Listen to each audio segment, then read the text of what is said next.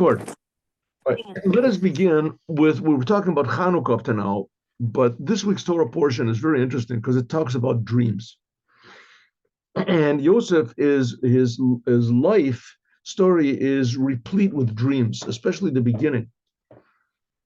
So first of all, he has these dreams about his brothers and him, they're bowing down to him. And then he has dreams. Paro has these dreams, and he interprets the dreams. And before that, right in the middle, there's the dreams of the minister of wine and the minister of bread when he's in prison. And so the first dreams got him into big trouble with his brothers. His brother said, we're going to bow down to you. And that got him into trouble. The second dreams of the people in the prison, they got him out of prison. And the third set of dreams with Paro, when he dreamed about the cows on the riverside, and etc. So that eventually rose him up to be the king of the world, Yosef. And he became the virtual emperor of the whole entire world. And the king just, sat by. He had his official position, but he didn't know exactly what to do. So he had the sense to let Yosef do it. Okay, so that's what the dreams are. What is this idea of dreams? Why does everything have to come through dreams to Yosef? Why couldn't Yosef God just speak to him like he spoke to Abraham, God spoke to Lavan, we saw. He just spoke to Lavan previously. So we'll see later on, God speaks to Bilam. So why couldn't he speak directly to Yosef? Why does it have to everything come through dreams? So maybe we'll talk about this a little bit.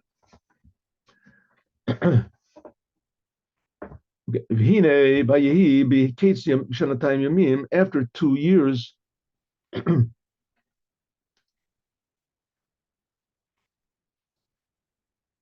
2 years after Yosef explained the dreams of the minister of wine and the minister of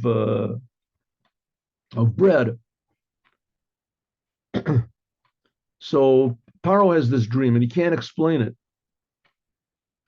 And he's asking everybody, what's the explanation? Nobody can give him.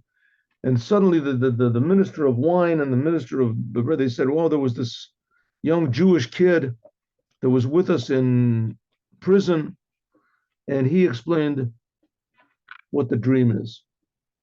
And so let's get him out. And they said he was Jewish because that was a derogatory term, bad term.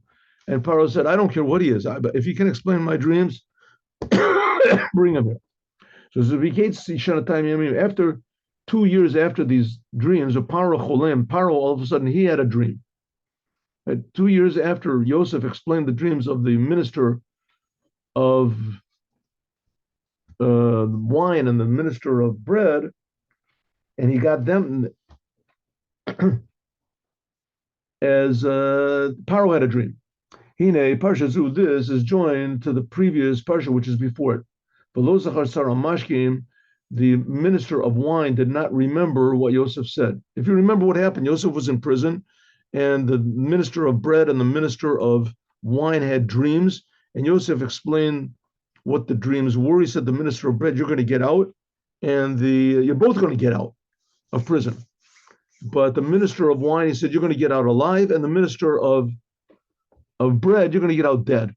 Paro's going to. So the minister of wine goes, he says to the minister of wine, listen, you're going to get out alive, but don't forget me, okay? Don't forget. So he says he got out and he forgot him.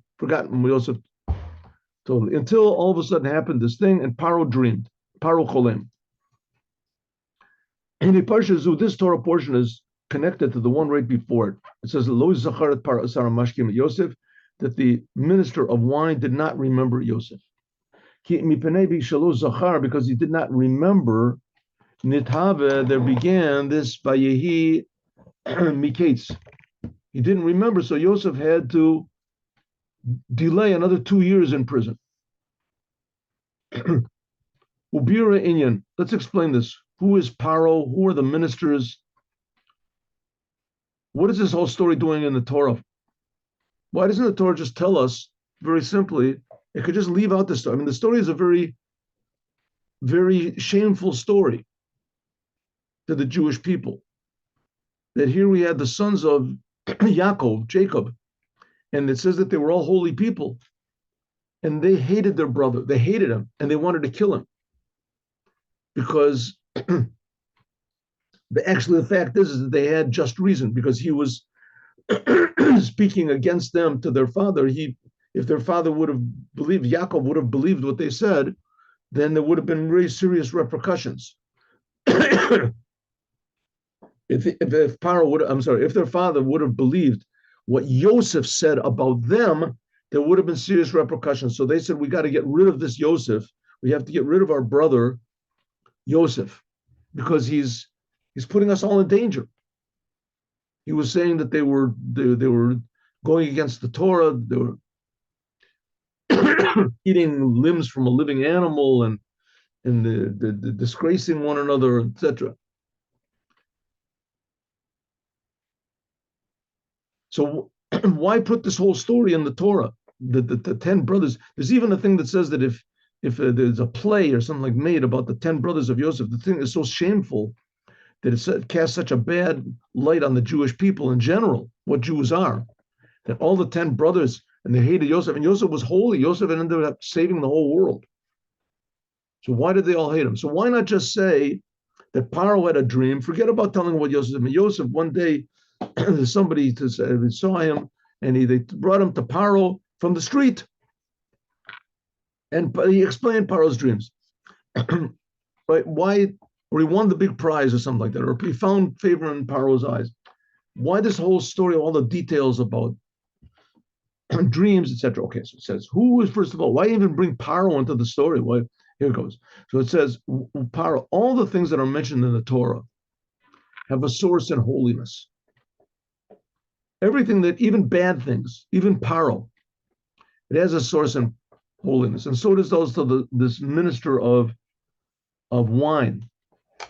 Just as they have a place in Klippa in being bad, Kach, Zelu, Mazeh, one opposite the other, Asa Elohim, God made you call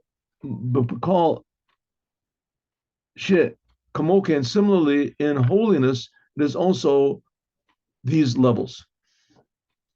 Okay, like I said, I'm sorry, I'm squinting and everything, but I am having trouble making this thing bigger. For some reason, it does not react. I can make it bigger, but it goes over the side of the page, and I can't move the page. There used to be this thing on the bottom where you could, this bar where you move the page, and it doesn't work. Okay, here we go.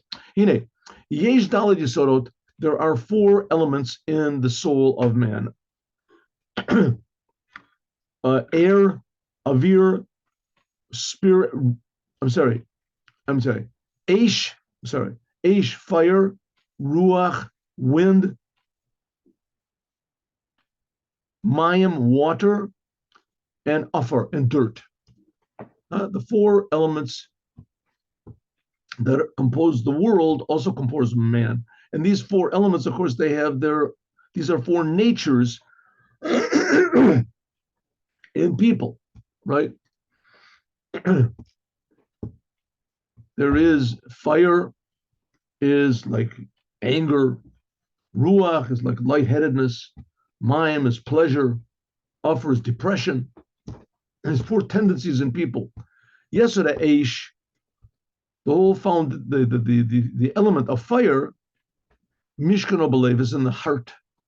Umokar Alechos Bamoach, but it says that water comes mainly from the brain. Shesham Mishkan Yesod Mayim. That's where water comes from. That's where liquid water, the ability to come down. Water comes down, thoughts come down. Varea, and it's like it says the lungs, for instance, sho'evet kol mini mashkin. It says it draws all sorts of liquids, animals, before you slaughter them, you give them to drink. And it says that softens up the lungs so that the lungs don't. It's a fact in slaughtering animals. Valecha, and this the vapor from the brain, al yedekana, comes by means of the food pipe, the karer, water, it cools off the heat of the heart. The heat of the heart. So the heart is fire, and says that the brain cools off the heart. Now, I don't know exactly how this pans out in physical anatomy, but in human nature, it certainly does. A person's heart can get all emotional and angry. And what's the way to calm a person's anger, which is fire? By thinking. You think with your mind. One second, is this really a cause to get angry? Is my anger going to help? And that can calm a person down. That's what they have therapy. Therapy. People go on anger therapy. You think properly, and it controls your heart. Kach also in the soul, in the godly soul. That's the way it is in the regular, normal human soul. So it is also in the godly soul. Yes, the aspect of water in the brain. This is what's called chachma, faith, faith, and also dat, connection to God. Avodat Hashem, connecting to God. B'mocho, in your brain, with machshavto, and in your thought. Jewish people have what's called a godly soul. The God, just like a normal person has what's called a normal soul, and you can connect yourself by thinking. You can control your heart, right? There's what's also called a conscience. A person has a conscience, right? So he wants to steal, he likes to steal, or he likes to to hurt people, he likes to do bad things, and so that's his heart wants, but his mind says, no, that's wrong, that I can't do that, or even more, he can say, no, that's not going to benefit me, right? There's this whole philosophy called stoicism. You do whatever benefits you, and in the end, it doesn't benefit you to get angry. You just lose your IQ and you lose everything. So, but your mind can control your emotions. You're remarkable. So that's the way it is in normal life. You can do what's best for you. But there's also, in the Jews, they have what's called a godly soul. And this godly soul works on the same principle, but the center of it is God. So instead of doing what's best for me, and now I want to do what's best for God. What's best for God? And why should I do what's best for God? So the godly soul tells a Jew how good God is. The normal soul tells a person how good I am, and I should do things for myself. And to get angry and to get addicted and to this is not good for myself. So you think, and you come to logical conclusions, it's not good for yourself. I should follow my conscience. It's a better way to live, and etc. But the Jews, and this is what we're talking about here, in addition to this, they also have what's called a godly soul. And a Jew can do things for God. But in order to do this, you have to feel God. How do you feel God? Well, it's not that difficult. I mean, God is creating me. That should be the most obvious thing in the world. But it's not, right? Our natural soul covers it over.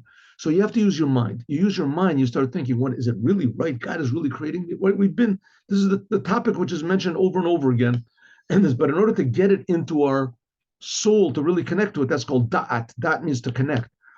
In order to get to our soul and really connect to this, as that takes a special power. That takes a special power, and that's called thought, intellect, which is called hitbonanut, thinking deeply, contemplating. Is this really so? God really exists. God is really good. It says, therefore, that's what's called the minister of water.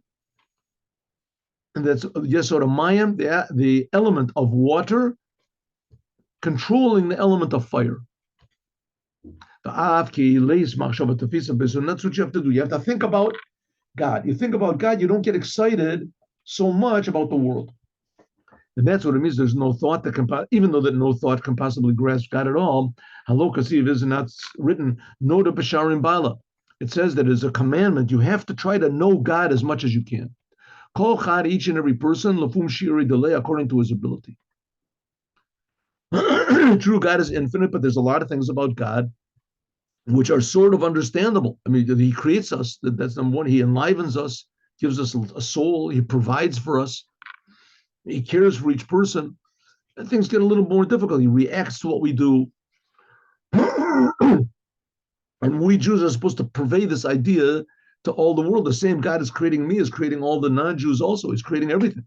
And we, Jews and non-Jews, can appreciate this. Animals don't appreciate it.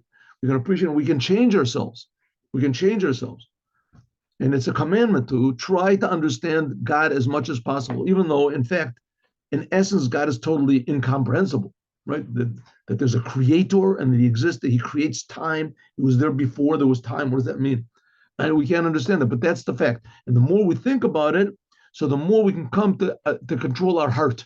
Our heart gets excited. Hainu, hitbonanu, that's what's called contemplation. Contemplation, bebechinas, hispashtus gedolos, the spreading out of the greatness of God, lamaila, above without any end, and below without any stopping. In other words, God is above all the angels and above all the spiritual worlds that all the other religions worship. And on the other hand, God is creating me and you, and he cares about us. He's as low as possible and as high as possible. It says, Einod Milvado, in fact, there's nothing except for God. But nevertheless, God changes, so to speak. He, according to what we do, he reacts. Kirua, sorry. Einod Milvado, Kiruach Piv Kol Tzavam, says that with the breath of God's mouth, he creates all of the hosts of heaven. The Kulam Kameh and everything before God are like nothing.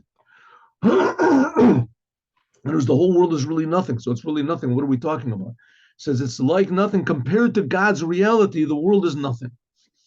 But the fact of the matter is God is creating it all the time. And if we think about what God is, then we realize that this world is infinitely more real than we can possibly imagine. God's creating it. For instance, for instance, if we think about this, the word of man, now the Rebbe is trying to get into what this means, the minister of water, that's the brain, and the minister of wine, we'll see what it is. That's going to be the heart.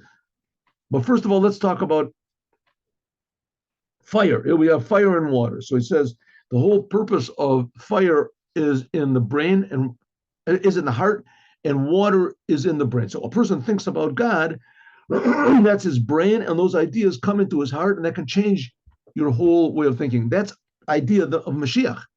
Mashiach is supposed to come and educate the whole world how to think about God, how to think about how God is creating me, and God is infinitely close to me, and I'm infinitely important in God's eyes. That's what it means. All the world will start thinking about God. That's why it says all these religions will be dropped, because this God also gave the Torah. So the Torah is actually God's plan for the world, how God reacts to what we do, what's good and what's bad. That's what the Torah is. And this God is the same God that's creating us. For instance, the speech of man, a person's word. We want to think about God. Here's a way to think about it. For instance, one word that you spoke, let's say 10 years ago, that word is totally negated to yourself. And it's considered to be like nothing. That's the whole essence of what a person is to think. This whole world is like a word of God. And it's just like one word that you spoke 10 years ago compared to all the words that you're going to speak, or let's say even more compared to your ability to speak. But you still said the word. The same thing, the world is a creation of God. Not that God created it a long time ago. He's creating it every moment. But it's just like compared, if you want an idea what nothing is, so think about one word that you spoke 10 years ago compared to your soul, or compared to all the words that you spoke. It's like nothing. The same thing is, that's something like how real God is. That's what he wants to say. The reality of God, how real God is. Not that there is God and God is the spiritual person in heaven and he's watching us, but that's also sort of true. God is a being, so to speak, and he has a personality and he's watching us and he cares about us. But that's only, how do you say, to bring God into a little bit so we can know who we're talking to when we pray. But in fact, God is infinite. And he's not infinite. Infinite is like almost an insult to God. God creates infinity. So that's what he says. That's the whole essence of a person, to understand that you have to understand as much as you can about God and to realize what we're dealing with over here. We're dealing with the creator that creates everything. He's creating everything for a purpose. That's the whole essence of what man is. According to his ability, he can know there's nothing except for God in the heavens above and in the earth below. And now I can make this bigger and I won't have to squint anymore because, one second. Here we go. Oh, there we go. See, there's this bar on the bottom over here, and it's supposed to move when I touch it like that. Why doesn't it move? Why not? Everything else moves. This thing does not move. Okay, anyway, there we go. That's life. I'll have to try to figure it out later. For Kol and Yanim, all the upper worlds and the lower worlds, they are drawn from God's mouth alone. There's nothing outside of him. Now, we're not just learning about this to understand a way of looking at the world. We're learning about what reality is, and everyone should be thinking about this. Everyone should be thinking about this. What's the point of thinking about this? Listen, now how do people look at life? People look at life that what people say about me is very important, right? That's how people like. What people think about me is important, right? If I'm popular, if I'm not popular, if people laugh at me, people hate me, people this. So that's very important to a person. Because we're living in, our values are in front of people. And some people say, no, I don't care. They have money. The main thing is money. Other people is wisdom. They want to be the professor or something like that. And even these people, still, it's very important what people say, what people think. Peer pressure, very important. What should it be? It should really be. The fact is, it certainly is very important what people say. That certainly is very important. But we shouldn't be imagining that what I'm doing, what people are going to think about me. And if somebody's watching me, like says, if a person does a sin, he says, I hope nobody's watching me. We should be thinking about that I am now standing before God. And forget about if God's going to punish me or he's not going to punish me. We're talking about am I doing what's right? Every instant, according to Judaism, every instant is infinite. Every instant is infinite. God is creating everything infinitely, and every instant is infinitely important. So what you do every instant is saved eternally. We don't know what that means, but that's the fact. And the other religions translated, and also, it also comes from Judaism. This infiniteness of every moment is revealed after a person dies. He goes to heaven, and every moment of his life becomes important. You're judged according to every moment. So that's after you die. Good, but that's not what we're talking about here. That's true. That's true, but that's not what we're talking about. We're talking about every moment of your life. Instead of thinking about what people will say, you think about what God will say, what God is saying now. God is watching me. And that will encourage you to be honest. That will encourage you to be helpful. That will encourage you to be positive. God is with me, I'm with God. But first of all, you have to have a what you call a visceral appreciation of what God is. And that's what the Rebbe is trying to do. These are the teachings of Mashiach. Look, and therefore, the worlds, because the worlds are being created brand new every single instant from God. So from our point of view, the worlds are like nothing. The Yasoda Eish, this whole idea of the fire which is in our heart, this is the tzimon, this is the thirst in our heart of a person that understands, that thinks about Hidboner, that thinks about the greatness of God, Eich Mamash, how everything is in front of God like nothing. Well, therefore, Kolsa Nafsho love, therefore your soul should aspire to God. But Ava Aza with a tremendous love, Karishpe Eish, like flaming fire, shall have it. Like a flame of fire which goes up. That's what King Solomon is saying. That's why if you read the Song of Songs, some people mistake that what he's talking about is he's talking about one of his wives. King Solomon had 1,000 wives. So maybe singing these love songs to his wife, right? With the kissing and hugging and the searching and looking and embracing. He's talking about the women. So the fact is that yes, it's true. There is the love between a husband and a wife, etc., a father and his children, a mother and his children. This is a tremendous, deep love that parents, there's all sorts of songs written about it, especially country and Western songs about a person's mother. He thinks about his mother, he thinks about his father, his best friend. He says, and they're very touching songs, and it's really very true. It's true, but all of these relationships are because there's some way that touched on something that's more real than you, touched on the essence of your soul. That's how everyone should have a love of God. God is creating us. God is infinitely more real than my mother or my father or my wife or whatever. So there should be this tremendous love, this tremendous value that we have for creating God. But we have to think. That's the point. And the idea of Mashiach, and these are the teachings of the Mashiach, is that everyone should think about the Creator. You don't want anything. Lamata b'teva. Sorry. That's the idea of the fire of your heart. Ve'enu chafetz liyot lamata. But you don't want to be below in the world like fire. That all it wants to do is go from below to above. That's fire, which is not the case of that was in the heart, we said. Not the case. The water, its nature is to go from above to below. That the water comes down from a high place to a low place, like the Torah. What is the Torah? Ideas, understanding. I know, Shamamshech, draw down from your soul the light of God. A person starts thinking, God is creating me. Why is he creating me from above to below? Why? Amazing gift. That's what's called Torah u'mitzvahs. That's the Torah and the commandments. The Torah and the commandments, the Torah is mainly from above, above to below. This is the Torah and the commandments to shine up your soul.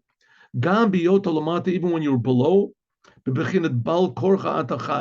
Even when you are forced to be in this world, you appreciate God, you would like to be with God, but you can't be. God wants you to be here. So we have the Torah, which brings godliness into the world. Come on, mind, just like water. But just like water puts out fire, we said before, the brain controls the heart. Also, this will satisfy the thirst of your soul.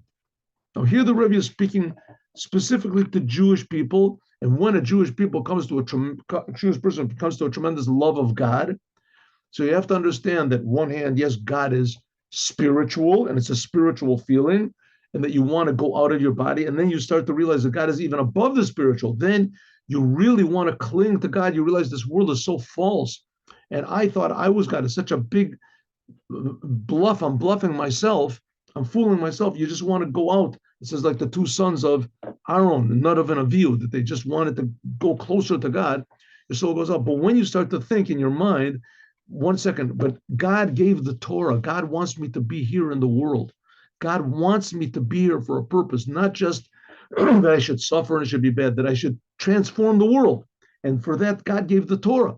And the Torah is pure godliness. This satisfies a little bit the thirst of my soul.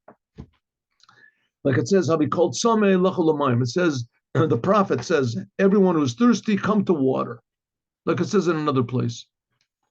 This is a prophecy, I think, from Isaiah. I have to look and Hainu, namely, Al Yadei Bechinas U'Mechaber, the level which joins together water, which is in the brain, with the fire in the heart. What joins them together? This is what's called in a human being. It's called the kana, the windpipe. Hu bechinas makar otio. This is the source of the letters of the Torah. Like it says, kana chachma kana bina.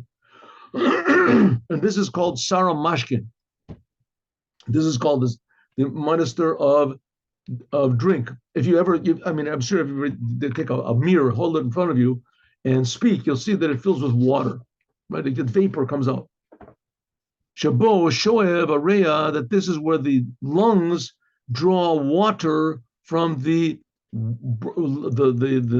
dampness of the brain, which is source of water. And now the liquid that comes from the brain is more spiritual, but it's mayim, it's water, and it becomes translated into your comes into the lungs, and the lungs cool off the heart. It says that comes into the lungs in a form of actually physical water. Okay, so that's the dream of the Sar HaMashkin. What's the dream of the minister of water? That's why this is talked about in the Torah. Because what do we care about what happened in some Egyptian prison almost 4,000 years ago, that this person had a dream like that and this person had a dream? What do we care? This is because this is all happening inside of us. Who is the minister of wine? That minister of wine is talking about Chalom Sarah Mashkin. We'll see. Hine Geffen, this idea of wine, he says, Hine Geffen Lafanai. Said there was a cluster of grapes in front of me. Veschot et hayayin, and I squeezed the grapes. Let's go to the next page.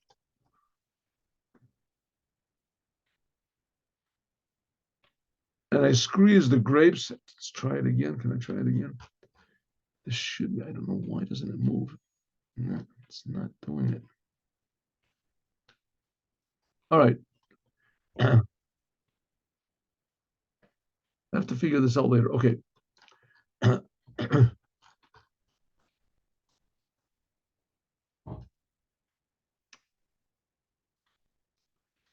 squeeze the grapes, vetain at the kos, and I put the cup into the hand of Paro. That was the dream of the minister of wine for Yosef in the prison. In prison, Perish. What is this Geffen? What is the Geffen? What is the grapes that he squeezed? This is a metaphor for the Jewish people. Knesset Yisrael. Shehi Klalot called Neshamas Yisrael. That's what's called Knesset Yisrael, means the gathering, the source of all the Jewish souls. And these grapes, these are individual sparks of souls, individual souls. That every Jewish soul, individual, is called one grape. The clusters of grapes, that's the cluster of the Jewish people, and each grape is the soul of an individual Jew. Because in every spark of every soul there is what's called wine, which makes God and people happy. This is the level of the hidden love, which we talked about before, the hidden love, why God puts the soul into the body, to come to this level of hidden love, lismoach, to be happy, rejoice in God. You're happy, God is creating me. This is Yerusha, this is an inheritance to us from Abraham, Isaac, and Jacob. This is one thing that separates the Jewish people from everyone else. They have a different soul tendency to love God. Ella, but Shehi Mesuteret is concealed very much. Kamo Yayin, just like wine. Hanitman, which is concealed inside of the grapes. Shahanav, the grape, who agul is round. V'chelek makif oto, and agul v'chalak. The wine, the grape is round and smooth. Umakif, and it surrounds the wine which is inside of the grape. Mikol side from every side. You can't bring out this wine. We said what every grape is like a Jewish soul, and the wine is talking about this love of God. The only way you can take out the love of God from a Jew is by means of schita. You have to squeeze it, or press it, begat, in a pressing house, whatever, a wine press. Well, hasir me'alav, then you remove from it the shell, hasovevet oto, which surrounds it. Kach also, and it's impossible to reveal that from the depths of the Jewish heart, this love, only by means of bechinas mavachim, by means of crushing it. Crushing it. Here we see, like in America now, right? All of a sudden, they're coming out hating the Jews. What are they hating the Jews for? The Jews are like everybody else. That's what you think. The Jews are like grapes and they're whole, and you can't see the difference between a Jew and a non-Jew. They can't see this love of God, which is inside of every Jew. So therefore, they have to be squeezed. Why God made it that way, I don't know, but that's the same reason that he made wine hidden inside of grapes. What is it? That you have to be humble in front of everybody. Not that other people should cast you down, but you and yourself should be like dirt in front of everyone. Let's take an example of America. The Jews start thinking, listen, I don't understand. Why is everybody hating me? I'm just like everybody else. What did I do? I didn't kill any Palestinians. I'm just an American, Jew, live in Detroit or someplace. I'm just trying to act like everybody else. It says, all of a sudden, everybody says, hey, we hate you. You're a Jew. A Jew. A person starts to think, what's going on over here? What makes me a Jew? What am I supposed to do? What am I supposed to do? Fight against everybody? What am I supposed to do? Suddenly you start to realize, listen, this thing is not in my power. This is not in my power.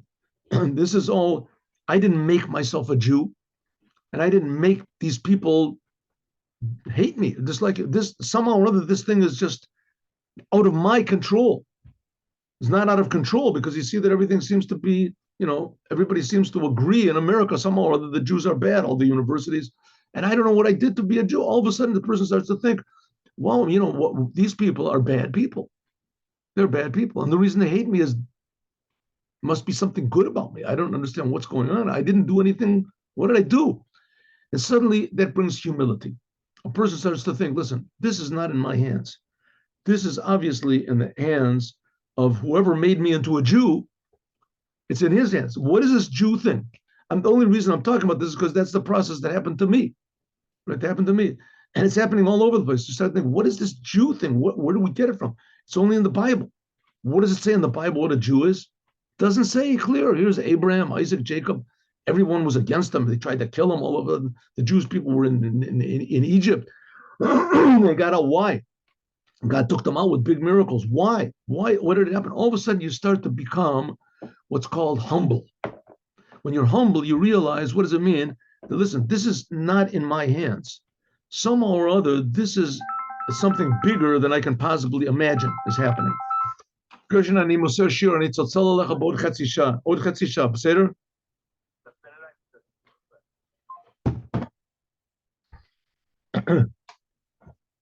That was my friend Gershon Ohana. We go to the army together. Yesterday we went to the hospital. I put it up on the site. Yeah, I saw the pictures. So, yeah. In order to remove the shell, this orla with what's called the foreskin, which covers over our heart. That's what it means, circumcise your heart. Hainu afilu mi shalo pagam. Even a person never did any sins, and he didn't ever in his whole life. Nevertheless, you have to remove the foreskin of your heart. You have to crush the grape, like it says, you have to circumcise the foreskin of your heart. That your heart gets all excited about the world, and it desires things which are motrot, which are totally unnecessary for you.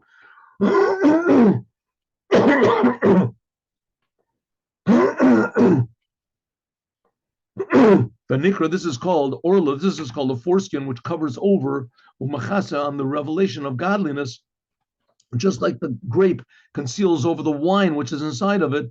This is concealment. But tzorichu shelo yihiyeh, it should not be concealing anymore. The lo yeh mesach barzel, there shouldn't be what's called an iron curtain at all. That's where the term iron curtain came from. Mesach mavdil, there shouldn't be any. I'm sorry, I misread this. The writing is very small here. Mesach mavdil, there shouldn't be any curtain which separates between you and the truth.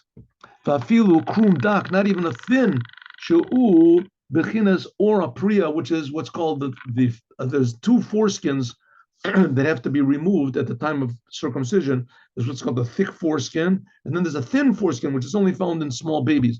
Al yudei kain, by means of this, etena tekosel kav paro. So that was the whole dream of Yosef. What was the dream? The dream of the minister of wine that Yosef interpreted. The minister of wine said, I saw a big cluster of grapes, and I crushed the grapes, and I put the wine into a cup, and a cup I gave to the hand of Paro. So Yosef understood. Simple meaning is that you're going to get out of prison and you're going to serve Paro again, but don't forget me. Don't forget me, right? Simply, he saw a big cluster of grapes, and he saw, it says a vine, and from the vine came grapes, and from the grapes came wine, and he gave it to Paro. And Yosef understood that the vine is like being in prison, and the grapes are the Jews. That's me, the Jewish people. And he's going to squeeze it, and there's something's going to come out of that, right? The grapes, he's not going to just free the grapes, he's going to free me. So Yosef realized that, I'm going to get freed from prison. Like, you're going to get out, and you're going to be the one that's going to free me. From the vine comes a grape, from the grape comes wine. So Yosef said, from the vine is going to come you, and from the you is going to come me, I'm going to get out. But the Rebbe says it in a deeper way.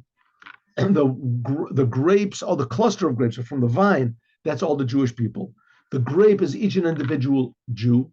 And the crushing of the grape, squeezing it, that's bringing out the love for God, which is in every single Jew. That was the dream that this minister of wine had for us. How that we can get free, We're going to reveal how the goodness of the Creator in our mind to the point where we love God. Like it says, Al kapayim chakotecha. It says, on my hands, I desired you. Ukasiv, it says, Al kapayim Kese or, it says that on the hands is the cup of light, or v'yitzav alav b'mavgia zu b'mavgia use it to feel this is prayer. Ki bechinas paro in holiness is paro, what we call priya. We said, excuse me, is removing of the foreskin, removing of even the thin foreskin. This is the paro himself of bad side. This is very, very difficult opposition to God. Super, super egotism. Kach also, but the opposite is also true. Everything which is in the opposite, which is bad, is also good. Paro of holy paro. What is that?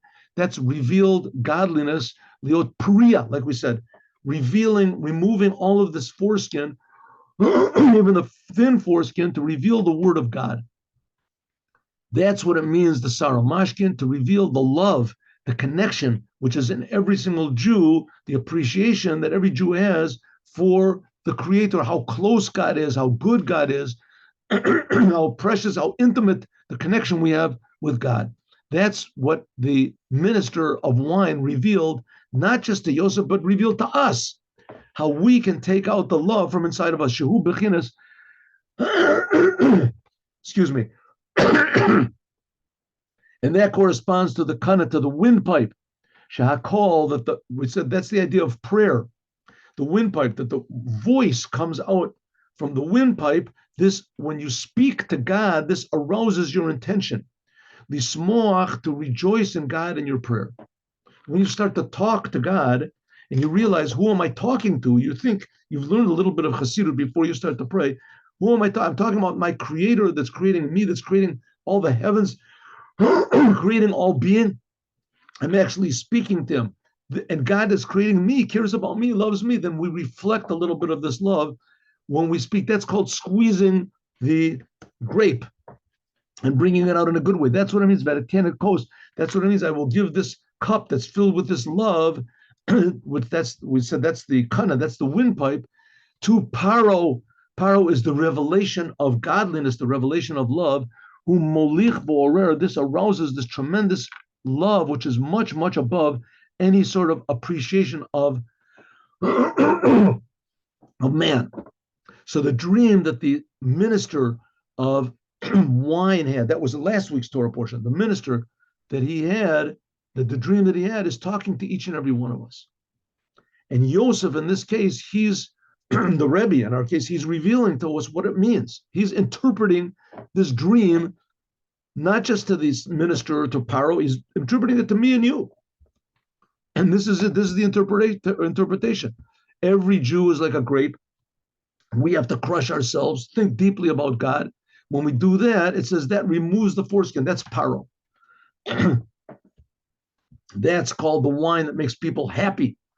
But there's also what's called wine, which is bitter, and we're going to talk about this, God willing, tomorrow. And now let's learn the Devar Malchut.